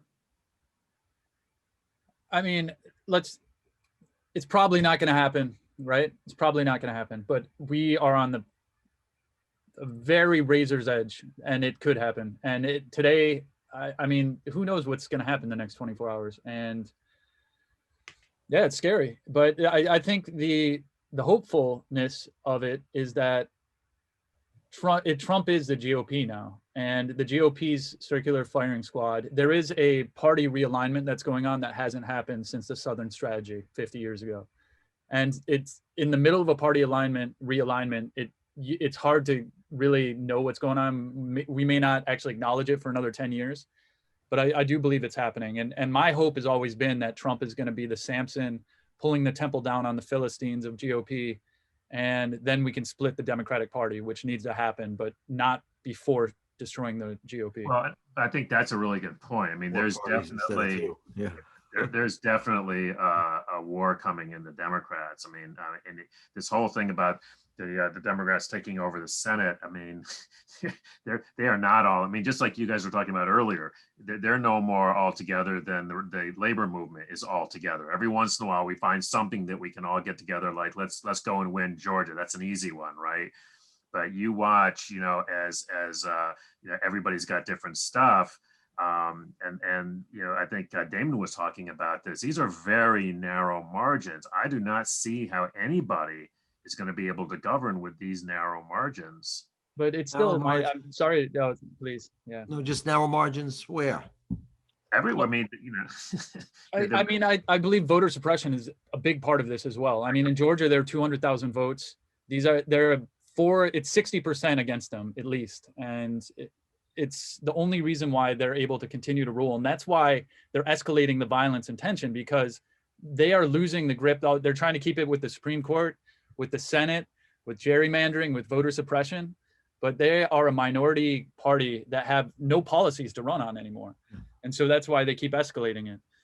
Sure. I'd like to point out also, there's not been a lot of attention paid to this. Everybody talks about the 7 million victory, the Biden over Trump, but, the gerrymandering in the House, of course, the Republicans picked up something like 11 seats, or there's 2 seats still being contested, including one right near me in upstate New York here, Brindisi, right? The Democrat is down by like 12 votes, and they're fighting over the mail-in ballots. And Tim, they had a fist fight in Pennsylvania the other day. Oh yeah, right. But what I was trying to say was this: on the, I think it's the New York Times election site, the Democrats got 4.5 million votes more in the House elections throughout the country and still lost 11 seats. Right. And that's a point nobody's making. They need to, so again, it's a gerrymandering. They shouldn't be in charge of the House. They lost by 4.5 million votes nationwide. It's the gerrymandering that allows the post office suppressed as well. The post office, the destruction of the post office. How many votes were lost with that? Yeah, Mann, yeah. So it's not so bad. That they lost 3 seats in the Senate this election. Okay. Trump lost the Senate, the House, and the White House in 4 years. So, we're not losing here, folks. That loud, ugly minority is loud and ugly, but they are a minority. Well, because I think you at the end of our first segment were talking, kind of hopefully about, you had this whole list of things that they could do. You're talking to both leaders in the labor movement, but you're also talking to a lot of rank and filers. And I'm curious. I mean, I know what I'm seeing, locally. I can tell you in DC, I mean, government workers, the most I ever saw government workers actually get active was during the shutdown. And that was because they were forced to. I mean, normally it is incredibly hard to get government workers to turn out at all. And so I'm just curious about what you're seeing with the different folks that you're talking to. Just in terms of, activity, like people being willing to go out and do something. Yeah, I mean, to make this happen, because it's not, I mean, like Damon was saying, I don't think this is going to happen, by sending in the labor lobbyists. That's not a winning strategy. No, I mean, I think we need to shake up labor leadership at the top. The male pale and stale dictum is still there. It's not as universal as it once was, and I mean, obviously this is something that I come up across in my own union, because I'm on the council there. There's a generational divide, and there's also kind of a class and economic divide in a lot of ways. The people who are doing the best aren't always thinking about the people who are doing the worst, and that's even within our movement. So that's a problem that we need to be working to address. There isn't enough solidarity being shown to people that are harder to organize or who are left behind. And there's so many petty arguments about minutia, where we should be thinking about, how do we actually act on the maxim of an injury to one is an injury to all? I'm a wobbly too, and I think we should unionize everything. I think we should have one really, really big union. But if we can't have that right now, we could at least, do something about card check, or do something actionable about sectoral bargaining, or do something about halting the spread of Prop 22. There's labor lobbyists, God bless them, they're going to do what they're going to do, but it takes a lot of grassroots organizing to force them to do anything, to force elected people to do anything, as we've been seeing. So, I think we have seen a lot of consciousness raising happening over this past crisis. the rhetoric around essential workers, yeah, that fell flat after a while, and people realized that it might actually inconvenience them, or the people in power realized like, oh, so we have to like do stuff to help them now. I don't know about all that, but I think that there has been a massive shift in consciousness in labor and just in the working class in general, that like, you know what, like we matter, we're making this shit run. Like we have, like there have been these victories that people are seeing, and I think people are hopefully find some inspiration there to keep organizing, keep fighting on a broader scale, because like these people in these fancy white buildings don't ultimately care of whether we live or die. They care whether we vote.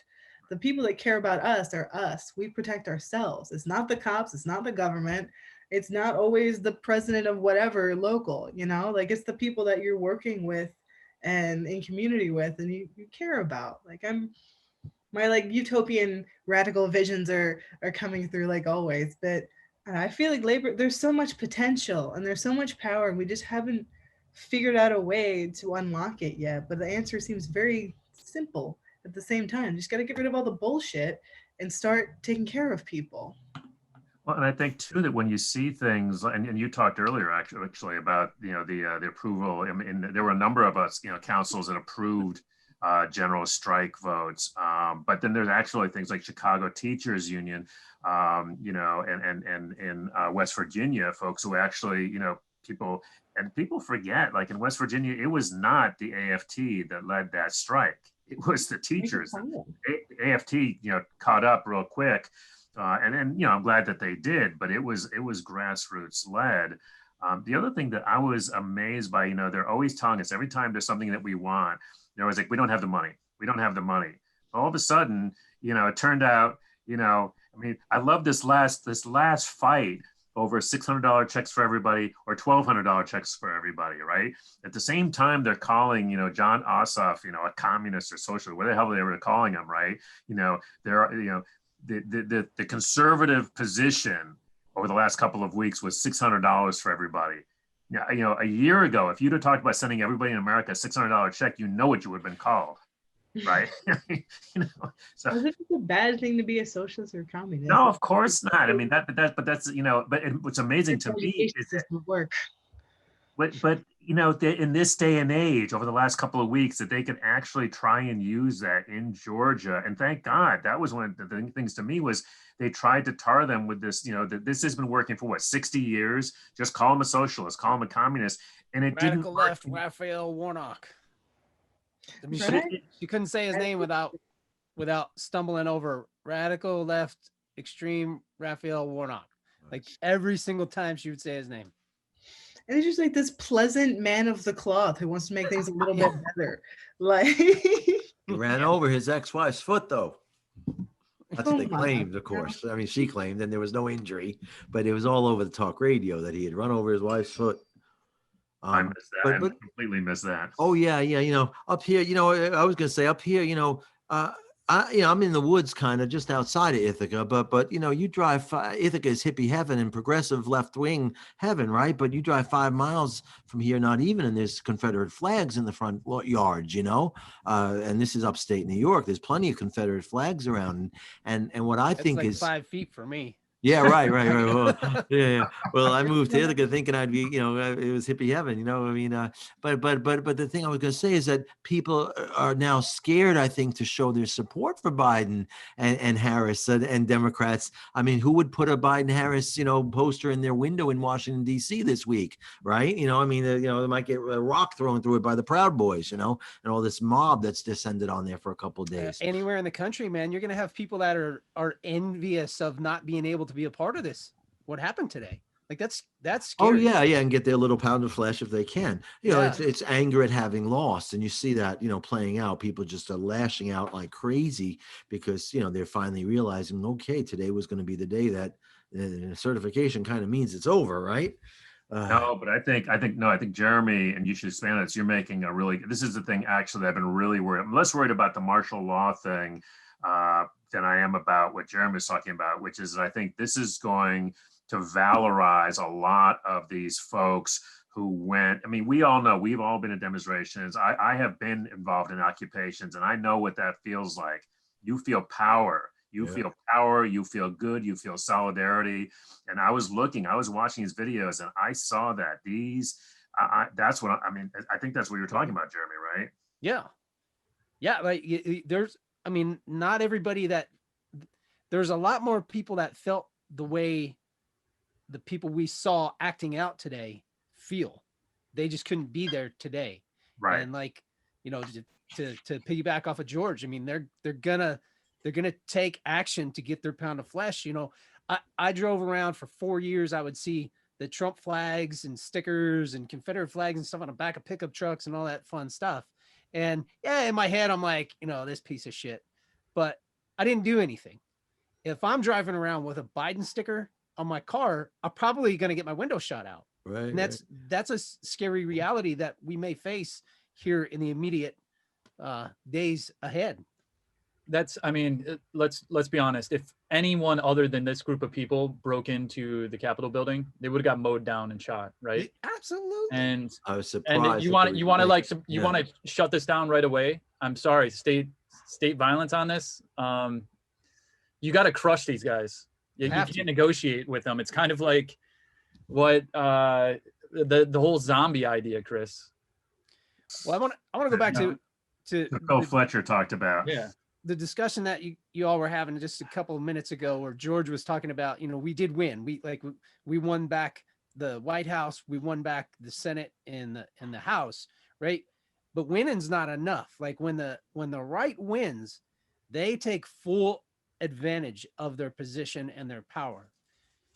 Winning's not enough. It's what you do with the victory. And so this is like moving ahead again. We're seeing how the elected officials now, how they act moving forward. I know we talked about it earlier, Chris and I. The squad is moving to draw up articles of impeachment because they're going to try and remove him from office as fast as possible, whether it's invoking the 25th or impeaching him as fast as possible, whatever. And at the same time, they're writing a resolution to expel the GOP senators and Congress people that were implicit in all this and that were pushing the to shut down the certification and all that stuff. So this is real action, and whether it goes somewhere or not, I don't know, but it needs to. It really needs to. You're right, Jeremy. You know, it's like I sit there and I go, you know, I know why I registered as an independent at 18 and would never register as a Democrat. And to sit there and have Joe Biden remind me of it when he says, I'm going to be the president for everyone, even if you didn't vote for me, when he should be saying, fuck you, you scumbags. We're going to take revenge now on you guys. No. We're going to break the filibuster. We're going to pack the court. We're going to make DC and Puerto Rico states. That's the kind of Democrats I want to see. I like the message. I want that. I don't care what the message is. I want the action. Yeah, right. And not, you know, what I'm saying? Have to heal, and it's too bad that this happened. You know, bring them together as long as we're doing all the other shit. Lock them up first, right? And we'll heal. And then move on policy based on material, actual consideration. Create jobs. You know, right now, if you look at the U6 unemployment, which is the real unemployment, which is not counted when you're off the unemployment payrolls after 26 weeks. Underemployed, people working more than one job, can't find full-time work. We're still at like 20+%. So we need a CCC, we need a WPA. All of our infrastructure is collapsing. I mean, China and Russia, it's a tripartite world as well. Like there is geopolitical considerations that also need to be considered without being imperialist, and still being anti-imperial. So Biden needs to take the banks on. He needs to take Wall Street on. We need to push the hell out of him. But we need him in first, you know, and not just play defense. Right. That's still an if. I'm going to give us a positive going on, just to remind folks. I mean, we have this network, which is now 80 shows strong. And we have great journalists like Kim, you know, who are labor journalists. And I think one of the things I get worried about, especially, I get most worried, frankly, when we win elections. You know, when we lose elections, it does tend to focus people. But when we win elections is when people start to think, oh, you know, we won, we got the Senate, we got the House, we elected Biden, we're all good. And what was really interesting to me over the last 4 years was all of my, non-political friends who were, calling me up and texting me, and I'm like, what are we going to do? What are we going to do? And I'm like, all right, welcome to the revolution. So I think it's just a reminder to all of us that, what each of us is doing, George with your music, all of us with our shows, Kim with your journalism, I think you said this in the last line of your column. I mean, it's on us. I thought you were going to say put their feet in the fire, actually. I mean, I'm not opposed. Diversity of tactics. Right. But I mean, I think the point is exactly right, that the real work, I think, is actually starting right now. That's internal. I'm not so focused on the Proud Boys and those folks. They scare the hell out of me. They piss me off. But it's more the question of whether our folks are going to actually, get off their asses and do what needs to get done. And I think that's part of what this network is about. So Kim, you can expect to hear from more of these labor shows inviting you to be on. So I'm not going anywhere. It's All still COVID time. So You're literally, I'm not going anywhere. You're a captive audience. And George, same to you, man. We'll be following up with you. So Well, thank you. If you ever want to bring in an element where you have like a labor song, just a 5-minute break as part of the hour, yes, please. me or anybody else, Magpie, I'm sure we do. We're all stuck at home and we all have the equipment, to do it, to do it online. So, That's great, actually. or if you want to do a show on labor history songs sometime down the road, let's talk about it. But Absolutely. I gladly sit in if you, said, we'll do a 5-minute song either at the beginning or end. We'll just have something there to tie us into the history of labor. Glad to contribute. We should make George our musical consultant for the network. What do you think? Yeah, right. Well, I don't know if you, like I said, I haven't been watching it. I don't tie into media too much during this pandemic, try to get enough of it just watching the election. But if you start with a song, if you have theme songs, as I don't know each time, yeah, there's a bunch of great music out there. I could recommend some to you. Absolutely. Yeah, sure. And maybe other guests down the road, but We thanks will again. follow up. Thanks, everybody. Take it easy. Hang in Hey, there. George, and stay safe. Solidarity. George, real quick, the slide guitar on the fish rots from the Rich. head. Love it, man. Oh yeah, well, Rich DiPaolo, he's all over the record. He works with the Byrne Sisters, and he works with a lot of great artists up here in Ithaca. He works with Colleen Cattell. I know Chris has met her at the Arts Exchange, I'm sure, over the years. And Rich is a wonderful player. Yeah, you should look him up. Rich DiPaolo, D-E. Yeah, I got it written down. Yeah. Yeah. He smokes on the new. He smokes on Which Side Are You On too, man. That's him doing all the screaming guitars. I don't know if you heard it, but he just does a great job. Well, thanks again, everybody. I hope we can get back to playing for you down the road and maybe be there in June, but I don't think it's going to happen with the Arts Exchange. Fingers crossed. It's probably going to be virtual. Yeah. Thanks again. Thanks, All Kim. right, everybody.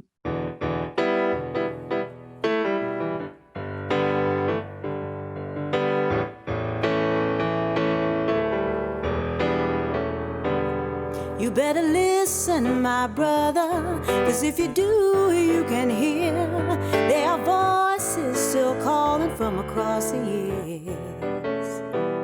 And they're crying across the ocean, they're crying across the land, and they will until we all come to understand.